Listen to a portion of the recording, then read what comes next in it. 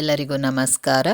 R S Flix YouTube ಚಾನಲ್ಗೆ ಸ್ವಾಗತ. ಇವತ್ತಿನ ಈ ವಿಡಿಯೋದಲ್ಲಿ ಕೆಲವೊಂದಿಷ್ಟು ವಾಷಿಂಗ್ ಮೆಷಿನ್ಗಳಲ್ಲಿ ಬಟ್ಟೆಯ ಕೊಳೆ ಸರಿಯಾಗಿ ಹೋಗೋದಿಲ್ಲ. ಅಂತಹ ಸಿಚುವೇಶನ್ಗಳಲ್ಲಿ ಬಟ್ಟೆಯ ಕೊಳೆಯನ್ನು ತೆಗೆಯಲು ಕೆಲವೊಂದಿಷ್ಟು ಈಸಿಯಾದಂತಹ ಟಿಪ್ಸ್ಗಳನ್ನ ನಾನು ಹೇಳ್ತೀನಿ. ಎಲ್ಲೂ ಸ್ಕಿಪ್ ಮಾಡ್ದೇನೆ ಕಂಪ್ಲೀಟಾಗಿ ವಿಡಿಯೋ ನೋಡಿ, ಹಾಗೆ ಲೈಕ್ ಮಾಡಿ, ಶೇರ್ ಮಾಡಿ, ಕಮೆಂಟ್ ಮಾಡಿ. ಹಾಗೆ ಇನ್ನು ಯಾರೆಲ್ಲ ಸಬ್ಸ್ಕ್ರೈಬ್ ಮಾಡದೆ ನನ್ನ ಚಾನಲ್ ನೋಡ್ತಿದ್ದೀರಾ ದಯವಿಟ್ಟು ಸಬ್ಸ್ಕ್ರೈಬ್ ಮಾಡ್ಕೊಳ್ಳಿ.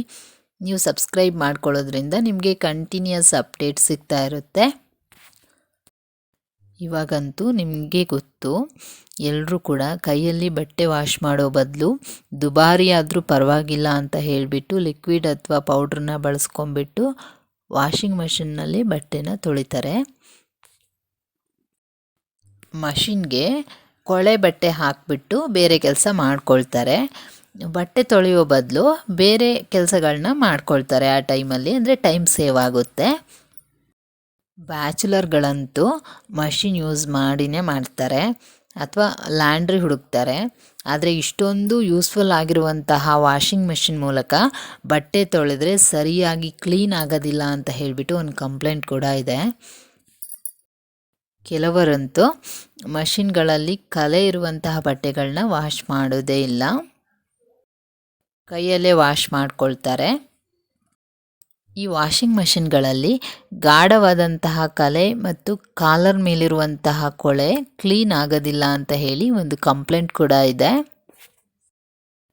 ಹಾಗೆ ಕೆಲವೊಂದಷ್ಟು ಕಲೆಗಳಿಗೆ ಎಷ್ಟೇ ದುಬಾರಿ ಲಿಕ್ವಿಡ್ ಯೂಸ್ ಮಾಡಿದರೂ ಕೂಡ ಬಟ್ಟೆ ಕ್ಲೀನ್ ಆಗೋದಿಲ್ಲ ಅಂತ ಕೂಡ ಹೇಳ್ತಿರ್ತಾರೆ, ನೀವು ನೋಡಿರಬಹುದು.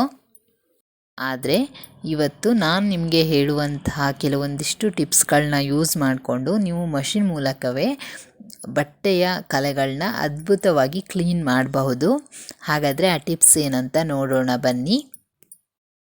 ಫಸ್ಟ್ ಟಿಪ್ಸ್ ಏನಂದರೆ, ನೀವು ವಾಷಿಂಗ್ ಮಷಿನ್ಗೆ ಫುಲ್ ಆಗುವಷ್ಟು ಬಟ್ಟೆಗಳನ್ನ ಹಾಕಬೇಡಿ, ಅಂದರೆ ಹೈ ಲೋಡ್ ಮಾಡಬೇಡಿ ವಾಷಿಂಗ್ ಮಷಿನ್ಗೆ. ಅಂದರೆ ಈಗ ಫಾರ್ ಎಕ್ಸಾಂಪಲ್ ಒಂದು 10 kg ಸಾಮರ್ಥ್ಯದ ಮಷಿನ್ ಇದೆ ಅಂದರೆ ಅದಕ್ಕೆ 7ರಿಂದ 8 kg ಆಗುವಷ್ಟು ಅಷ್ಟೇ ಬಟ್ಟೆಗಳನ್ನ ಹಾಕಬೇಕು. ನೀವು ಇದನ್ನು ನೆನಪಲ್ಲಿ ಇಟ್ಕೊಳ್ಳಿ. ಜಾಸ್ತಿ ಹೈ ಲೋಡಾಗಿ ಬಟ್ಟೆ ಹಾಕೋದ್ರಿಂದನೂ ಕೂಡ ಬಟ್ಟೆ ಕ್ಲೀನ್ ಆಗೋದಿಲ್ಲ. ಸೆಕೆಂಡ್ ಟಿಪ್ಸ್ ಏನಂದರೆ, ಈ ವಾಷಿಂಗ್ ಮಷಿನ್ನಲ್ಲಿ ಬಟ್ಟೆ ವಾಶ್ ಆಗ್ತಿರುವಾಗ ಅರ್ಧ ವಾಶ್ ಮಾಡಿ ಆದಮೇಲೆ ನೀವು ಅದಕ್ಕೆ ಲಿಕ್ವಿಡ್ ಅಥವಾ ಪೌಡ್ರನ್ನ ಹಾಕಿಬಿಟ್ಟು ಸ್ವಲ್ಪ ಹೊತ್ತು ಹಾಗೆ ಬಿಡಬೇಕು. ಇದರಿಂದ ಕೂಡ ಬಟ್ಟೆ ಈಸಿಯಾಗಿ ಕ್ಲೀನಾಗಿ ವಾಶ್ ಆಗುತ್ತೆ.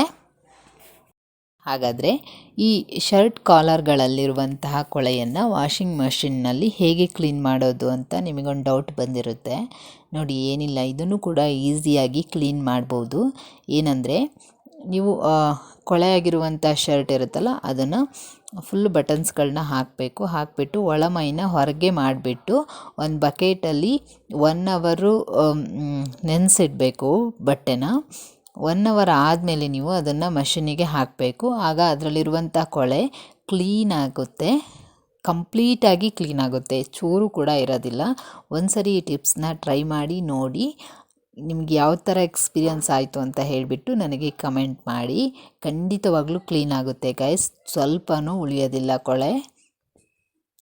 ನೆಕ್ಸ್ಟ್ ಟಿಪ್ಸ್ ಏನಂದರೆ, ಈ ತುಂಬ ಡೀಪಾಗಿರುವಂಥ ಕಲೆನ ಹೇಗೆ ವಾಷಿಂಗ್ ಮಷಿನ್ನಲ್ಲಿ ಕ್ಲೀನ್ ಮಾಡೋದು ಅಂತ ಹೇಳಿಬಿಟ್ಟು ನೋಡಿ. ಏನಿಲ್ಲ, ಈ ಡೀಪಾಗಿರುವಂಥ ಕಲೆ ಇರುತ್ತಲ್ಲ ಅದ್ರ ಮೇಲೆ ಸ್ವಲ್ಪ ಲಿಕ್ವಿಡ್ ಹಾಕಿಬಿಟ್ಟು ಕೈಯಲ್ಲಿ ನೀಟಾಗಿ ಸ್ವಲ್ಪ ಉಜ್ಜಿಬಿಟ್ಟು ಆಮೇಲೆ ಮಷಿನ್ಗೆ ಹಾಕಿ, ಇದರಿಂದ ಕಂಪ್ಲೀಟಾಗಿ ಕ್ಲೀನ್ ಆಗುತ್ತೆ. ನೆಕ್ಸ್ಟ್ ಟಿಪ್ಸ್ ಏನಂದರೆ, ಈ ವಾಷಿಂಗ್ ಮಷಿನ್ನಲ್ಲಿರುವಂತಹ ಟಬ್ಬು ಮತ್ತು ಫಿಲ್ಟರ್ಗಳನ್ನು ಆಗಾಗ ಕ್ಲೀನ್ ಮಾಡ್ತಾ ಇರಬೇಕು. ಇದರಿಂದ ಕೂಡ ಬಟ್ಟೆ ಬೇಗ ಕ್ಲೀನ್ ಆಗುತ್ತೆ.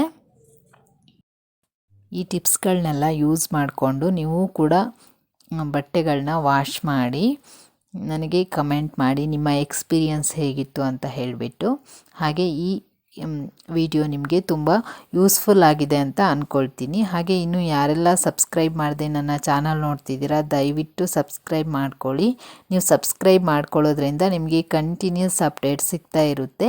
ಹಾಗೆ ಲೈಕ್ ಮಾಡಿ, ಶೇರ್ ಮಾಡಿ. Thanks for watching friends.